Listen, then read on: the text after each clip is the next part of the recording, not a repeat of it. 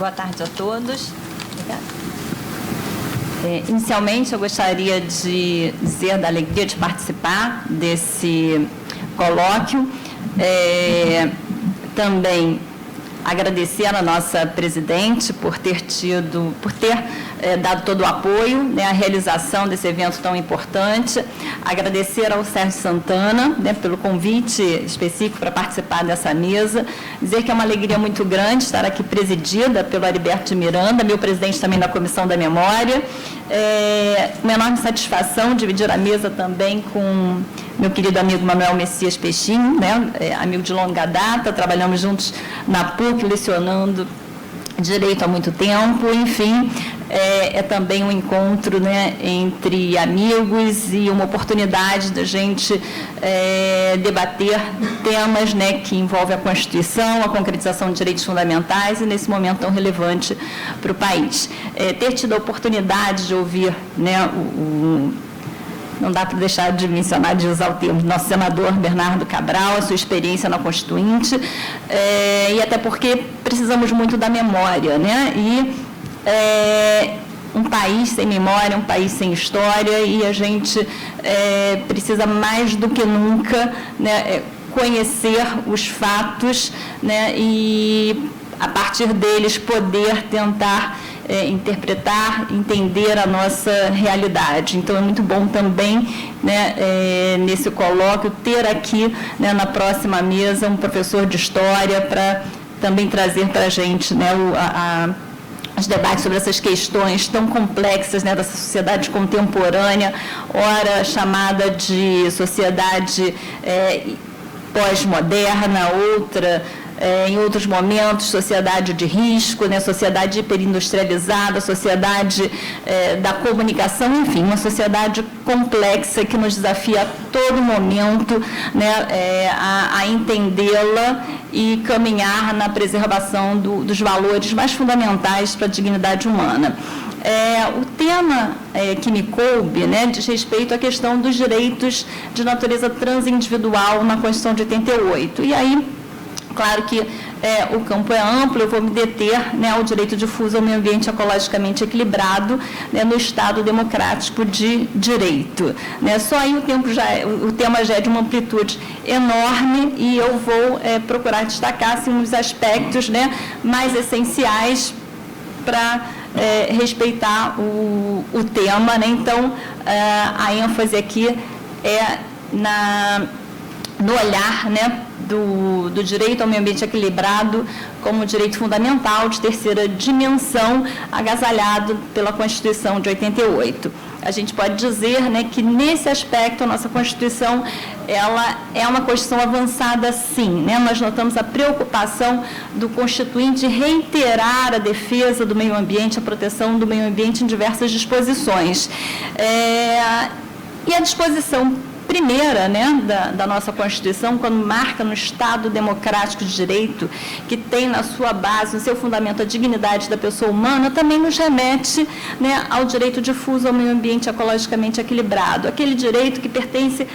a todos nós, a cada um de nós e a todos nós ao mesmo tempo. Né? O equilíbrio do meio ambiente não é um bem passível de apropriação exclusiva individual, mas é fruível por todos nós ao mesmo tempo. Ninguém vive sem o ar, né, que nos rodeia, que nós respiramos, não sobrevivemos sem água, e que são bens, né, relacionados ao meio ambiente natural, essencial para a vida e que traz uma ponte entre os direitos humanos fundamentais. Né? Quando a gente fala hoje que o direito ao meio ambiente ecologicamente equilibrado integra o chamado direito de solidariedade, um direito difuso, porque é indivisível, né, porque pertencente a todos nós, pela inexistência de uma relação jurídica base entre os titulares, simplesmente há uma situação fática que congrega, né, a todos no sentido de ver a sua preservação. Mas ele tem, né, o seu fundamento, sua relação também com os demais direitos fundamentais. Há, né, uma ideia de gerações de direitos, que é até um pouco criticada o uso desse termo, né, hoje se prefere até falar em dimensões dos direitos, para não levar a uma falsa ideia de que eles estariam colocados de forma desagregada. Então, mais do que nunca, eu acho que é relevante pensar, né, no tratamento que a nossa Constituição deu, que é justamente um tratamento jurídico integrador entre essas dimensões do direito. A gente tem que fazer a leitura do artigo 1º, né, integrado ao artigo 225, mas também lembrar lá dos artigos 215 e 16, que falam da proteção ao patrimônio cultural. Lembrar do artigo 170 da ordem econômica, né, lembrar do artigo 6º, quando fala dos direitos sociais, mas em que sentido, né, aparentemente, assim, questões colocando direitos, né, fundamentais de dimensões diversas, né, como é que eles se integram na questão ambiental e no olhar constitucional? Ora, se estamos falando do direito ao meio ambiente ecologicamente equilibrado, como diz a nossa Constituição, né, que é um bem de uso comum do povo, essencial à sadia qualidade de vida, essa ideia, né, de um bem de uso comum essencial à sadia qualidade de vida também traz a ponte com os direitos sociais, como direito à saúde, como direito ao saneamento básico. Se a gente não tem, né, um ambiente rígido, saudável, seguro, né, aquelas condições de insalubridade, elas tornam um ambiente, né, inadequado, né, para a vida humana, porque vai trazer riscos para a saúde, né, trazendo problemas graves de doença que podem até levar à morte. Ora, então também essa questão do equilíbrio ambiental, né, da proteção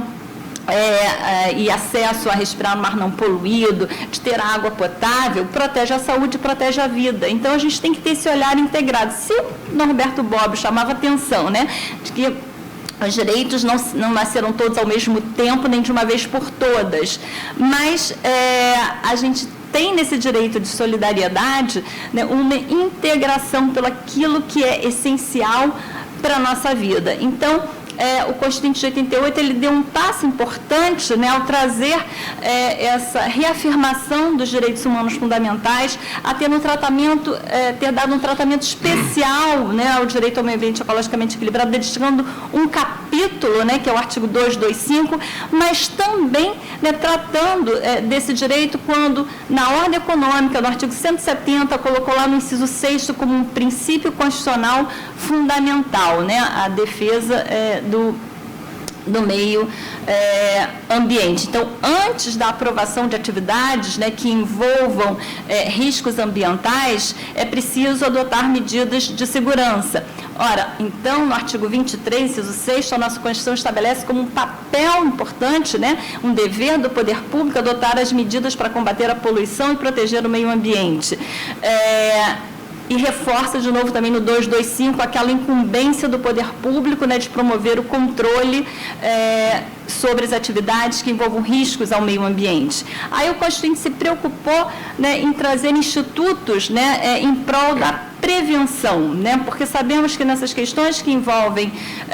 o meio ambiente, se a gente não adota as medidas de segurança, né, quando aquilo que seria um potencial risco se concretiza em dano, nós temos situações de difícil reversibilidade ou mesmo aquelas situações em que a gente não retorna ao status quo ante, quando a gente não consegue a reparação natural, quando a gente tem a situação de desaparecimento de espécies, né, ou mesmo quando a gente tem aqueles eventos, né, dramáticos, né, como foi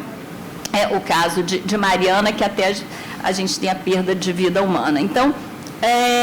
a lógica do direito ambiental, ela está prevista na Constituição, que é a ideia da prevenção, né, evitar o dano ao meio ambiente. Então, por isso a gente tem o reforço dessa proteção não só no 225, mas no próprio dispositivo que cuida dos referenciais da ordem econômica. Somado a isso, né, o Constituinte, ele também se preocupou, né, além das atribuições do poder público, que ficaram claras, em ressaltar também o dever de cada um de nós. Então, lá no 225 tem aquela lógica da participação popular, que, de novo, vinculamos ao artigo 1º. Se estamos num Estado democrático de direito, a participação é essencial. Então, daí que a informação a todos, né, o acesso à informação é fundamental. Então, a gente tem também na Constituição, a partir da Constituição de 88, de todo um arcabouço, né, normativo, infraconstitucional, definindo, por exemplo, a legislação de acesso a uma política nacional de acesso à informação ambiental, né, porque sem informação não há participação, definindo também a participação popular na formulação também de normativas ambientais. Então, nos conselhos, no Conselho Nacional do Meio Ambiente, no Conselho Estadual do Meio Ambiente, no Conselho Municipal do Meio Ambiente, tem lá a previsão da participação da sociedade civil, na criação de áreas protegidas, né, a Lei da Política Nacional a Lei da Política Nacional de Sistema, né, de Unidade de Conservação, traz a previsão também da participação popular na criação de espaços protegidos. Então, a todo tempo, a gente tem um reforço, né, dessa lógica de participação popular, porque é preciso, né, que a gente tenha aderência àquilo que faz parte da nossa vida, que é importante para a nossa vida, a participação também na formulação de políticas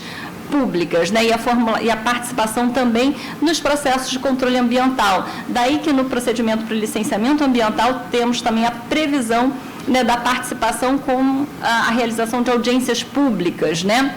Então, existe, né,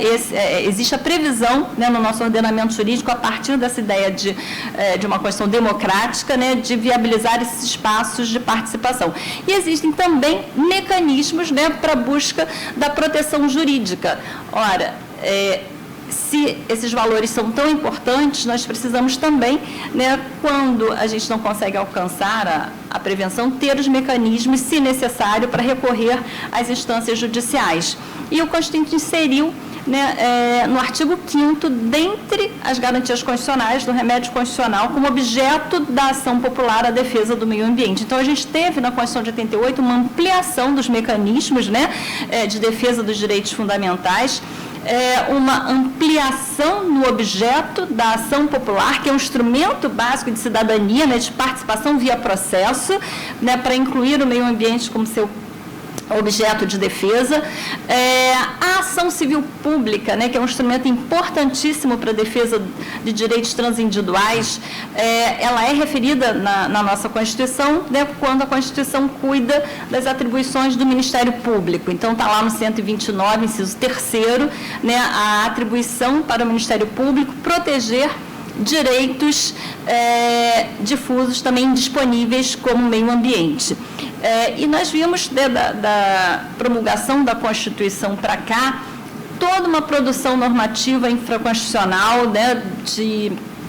defesa do meio ambiente, como a Lei da Política Nacional de Recursos Hídricos, Lei da Política Nacional de Resíduos Sólidos, né, de saneamento básico, a Lei dos Crimes Ambientais, a ampliação, né, também dos mecanismos, né, de defesa de direitos transindividuais com a promulgação do Código de Defesa do Consumidor e do título 3, que é lido, né, de forma integrada com a Lei da Ação Civil Pública, né, e que ampliou em muito o objeto da ação civil pública. Enfim, nesse sentido, a gente, né, nesses anos caminhou, nós tivemos avanços, mas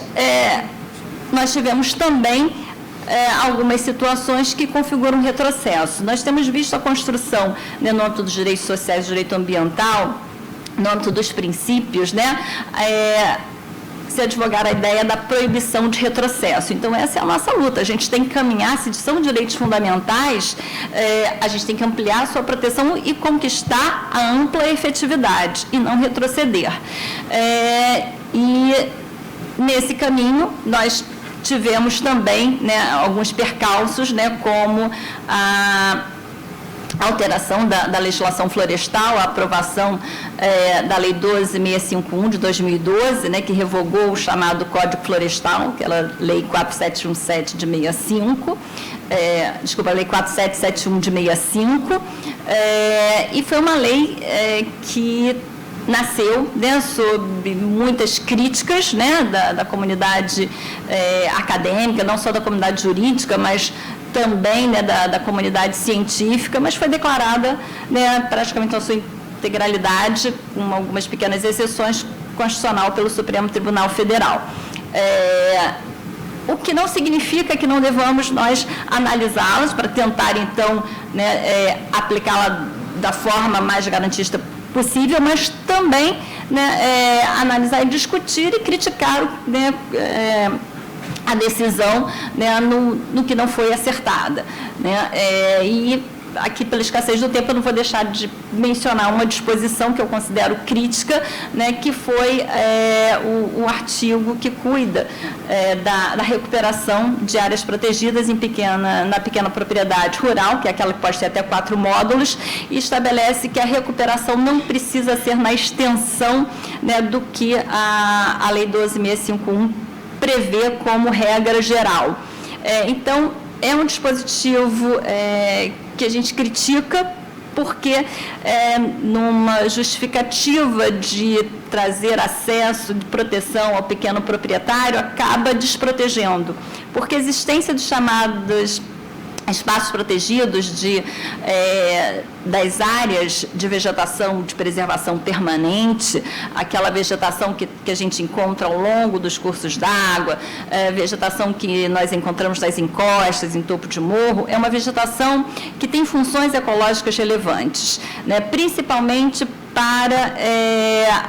a vegetação ciliar, a mata ciliar, né, na beira de rio. É uma vegetação importante, né, para evitar o assoreamento de rio, para segurar o solo. A vegetação das encostas também é importante para segurar o solo. Claro que também tem a função, né, de assegurar a diversidade biológica, garantir o fluxo gênico de fauna e flora, mas também assegurar o bem-estar da população humana. Então, quando não pode construir na beira de rio ou em encosta, é a preservação da segurança das pessoas, porque o que a gente viu nesses últimos anos, inclusive aqui no Rio de Janeiro, com o desastre serrano, foi a perda de vida humana, né, pessoas afetadas porque construíram nas chamadas áreas de risco, né, e quando aconteceu aquela situação especial de fortes chuvas concentradas numa região, né, o barranco cedeu, as casas se foram e vidas também. Então, há uma razão de ser dessa legislação. Então, quando a Constituição diz, né, a proteção do meio ambiente, né, um bem de uso comum do povo essencial, essa de qualidade de vida, e na legislação infraconstitucional a gente tem normas, né, que estabelecem, sim, limites ao direito de propriedade, que a Constituição, inclusive, coloca, não é um direito absoluto, é um direito fundamental, mas relativizado, porque é necessário atender essa função social, que, se quisermos, podemos até falar função socioambiental da propriedade, né? Então, a gente tem uma legislação que, construída a partir da Constituição, traz, né, a proteção a esses espaços, né, reconhecendo a importância aí do direito difuso ao meio ambiente ecologicamente equilibrado. Tivemos alguns percalços, né, nesse caminho, mas temos que estar atentos, né, para avançar e não deixar vir esses retrocessos. Se, por um lado, a gente tem essa preocupação, né, com a forma como tivemos a alteração trazida pela 12.651, diminuindo, né, essa obrigação de recuperar esses espaços especialmente protegidos, por outro lado, a gente teve também, né, a notícia recente do Brasil ter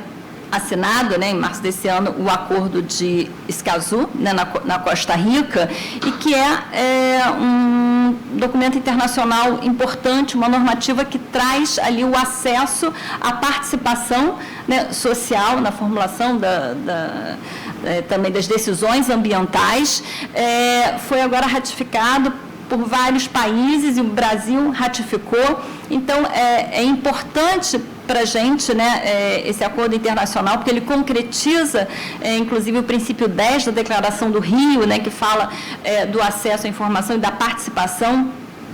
popular na defesa do meio ambiente. É um acordo absolutamente afinado, né, com o nosso artigo 225, né, que nós precisamos conhecê-lo, né, para que esse acesso, né, à participação e à informação seja cada vez mais ampliado, né, seja garantido, seja efetivado, né, já, né, como, lembrando aqui, né, o que diz o Álvaro Mirra, né, já que o meio ambiente equilibrado, né, além de significar um direito difuso, né, expressa a proteção de um bem que tem uma natureza de direito fundamental imprescritível, né, inalienável e que tem também uma expressão de natureza extrapatrimonial. Também é um bem, né, que tem esse referencial imaterial, né? Como Mirra diz, na condição de bem de uso comum do povo, o meio ambiente é bem imaterial que pertence à coletividade, como agrupamento natural, né? Não dotado de personalidade jurídica, mas trata-se de um bem que pertence indivisivelmente a todos os indivíduos da coletividade e não integra o patrimônio disponível do Estado. Para o poder público e também para os particulares, o meio ambiente é sempre indisponível e insuscetível de apropriação, ou seja, o meio ambiente, né, ecologicamente equilibrado, rígido, seguro. E